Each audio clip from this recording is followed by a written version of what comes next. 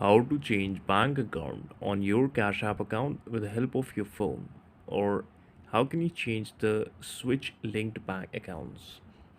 For doing this in your Cash App, what you have to do is follow the steps I'm showing you right now. These steps are 100% accurate and they are safe to use. For this, Cash App does not allow directly modifying a linked bank account. However, you can achieve the desired outcome by unlinking the old account and linking your new account.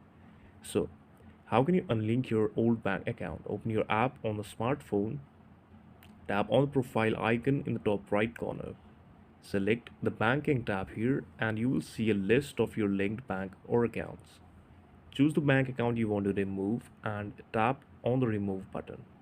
Now the second step to simply add a new bank account to replace the old one.